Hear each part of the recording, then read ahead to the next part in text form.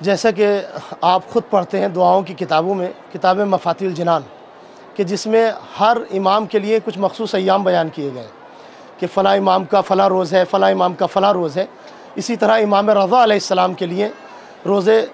بدھ، جسے چہارشنبہ کہا جاتا ہے، یہ امام کی زیارت سے مخصوص ہے چہارشنبہ۔